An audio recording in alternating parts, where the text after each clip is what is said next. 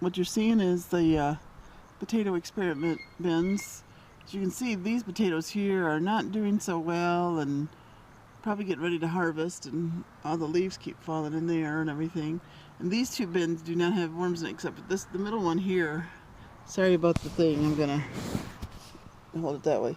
This bin has only 2 worms in it, and as you see, it's not thriving very well.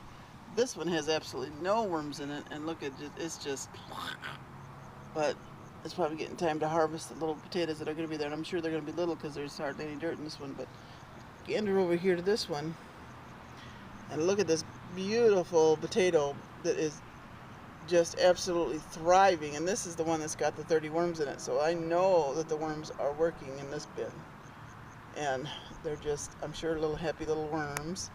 And I'm not even sure if you can see the little stick there. See if the dirt has grown up or not.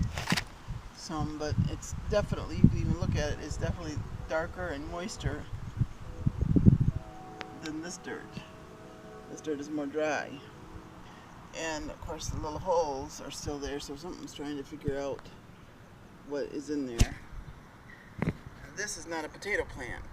I do not know what it is, but it's a weed that grew up and sprouted up and is healthy. And my garlic is coming up that was planted over there. The other one, the critter ate that one and left me this weed instead. Hold on just a second. Sorry about my zebra skirt getting in your way. But when you do things one-handed, it's hard to get. But there's my garden. I gotta go check my pepper plants are peeling off, so I'm gonna be weeding the garden, and I'm going to turn it over to Mr. Kit here in a second. He wants to give you some education on some things. So, but in the old the potato bins that we harvested already, I'm going to plant some strawberry plants over there. Maybe too early for them, but I'm going to go ahead and plant some over there and send the rest up to my son and daughter-in-law so they can have some up in the northern country. But I got the strawberry plants in Sam's Club, and I thought it was a little odd because in the back of the package it says for the fall, but hopefully they'll be ready for the fall garden season. But as you can see, it's this beautiful evening out here. It's not breezy, it's not windy, and so I'm gonna get to gardening. But you can see my corn is shooting up, so, and the green beans, the asparagus green beans are growing. They've gotten really tall over there.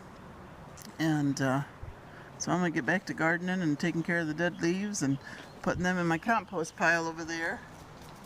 Oh, Lily's after Daddy because gave her a treat. Daddy, you're standing right in the way of the compost pile there.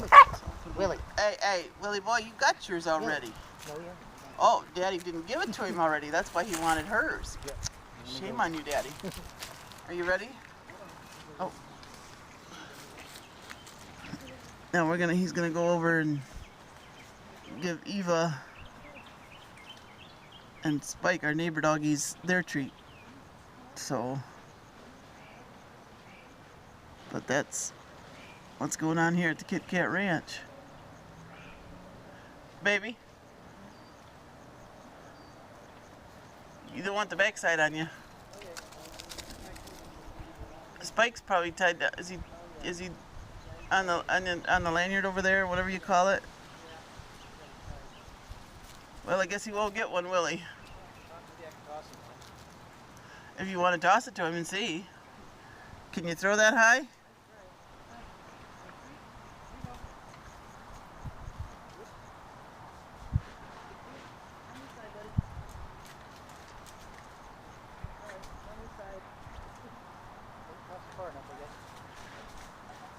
He hit the tarp, but he hit on this side. He's on the other side. Oops. Well, he'll find it at another later date, I guess. Hopefully we'll find it. But look at that garlic coming up.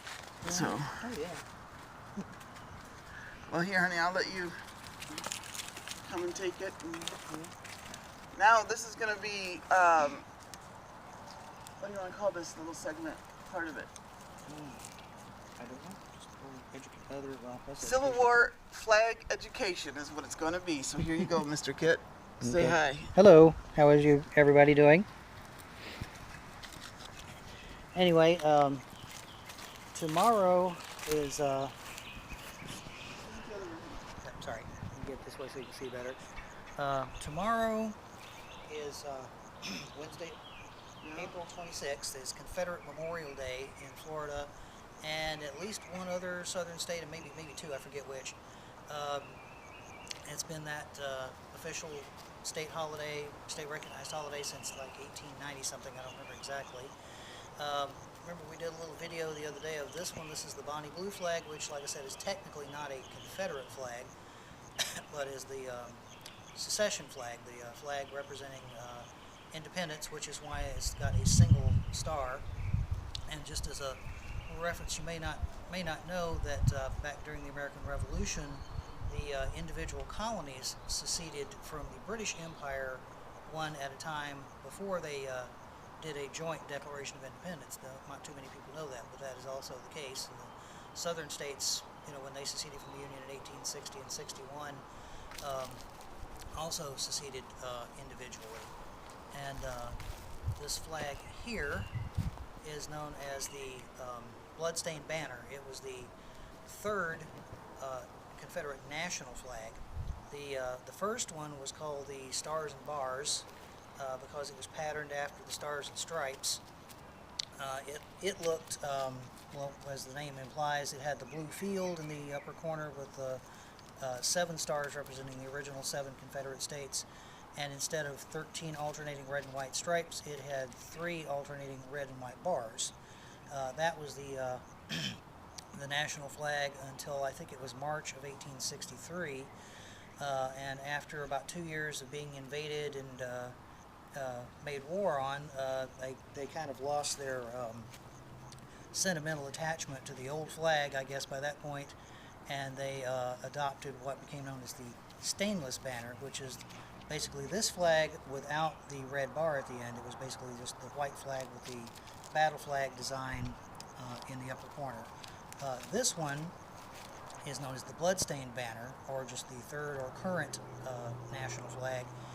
It was adopted in March of 1865, just very briefly before the Confederate government was forced to evacuate Richmond, and Confederate government surrendered. And basically, I think that was basically their way of just saying, we're not planning on surrendering, even though they were forced to do so shortly thereafter. And this one is the one most people, almost everybody, thinks of when they think of the Confederate flag.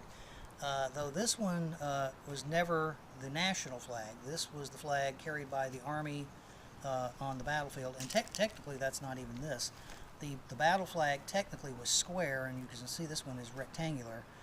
This is technically the naval ensign, not the battle flag, but as you can see, I've had this one since I was a kid. It flew over my tree fort up in the up and behind our house, and it flew there for quite a while. As you can see, it is a little bit faded and a little tattered, and it looks like it actually went through the war. It didn't, but it's not quite that old. It's only been around since the 1960s, when I was around 10 or 11 or somewhere in there, I guess, when I got it. And but anyway, this is the so this personally means a good bit to me just for that reason. But this is the one that the Confederate troops took into battle, and it was adopted after the Battle of First Manassas, or First Bull Run, depending on whether you're a Southerner or a Northerner as to what you called it. The South called it First Manassas, the North called it First Bull Run, and it was adopted shortly thereafter because on the first major battle, the Confederates carried the Stars and Bars, the one I described a couple of minutes ago. And the problem with that one was, at least in a combat situation, was it looked a lot like the Stars and Stripes when it was limp and or from a distance. And bear in mind, the guns back then belched a lot of smoke when they were fired.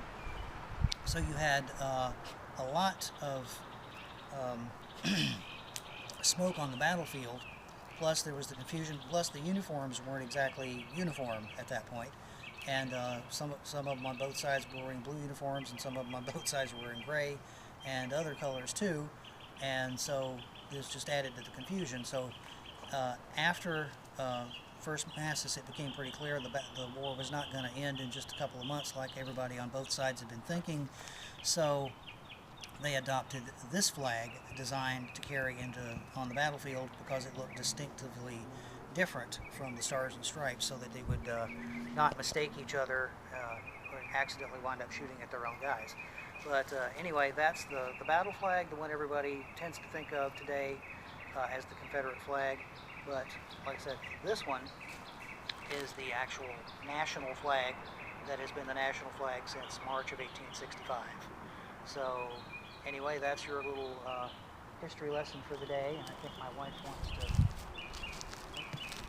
Oh, yeah, I forgot. She was reminding me I have a lapel pin on my shirt that is the Stars and Bars. So got that at the flea market what, about 2 weeks ago, I guess. Yep. And I was looking for the current national flag, the bloodstained banner, but they have those normally, but they were sold out, so they had one of these left, so I got this one instead. This is the Stars and Bars, the original Confederate national flag. So that's our little history lesson for the day. So remember to observe Confederate Memorial Day tomorrow, to remember the men, the 300,000 men who fought and died fighting for our independence and to protect us against an illegal invasion.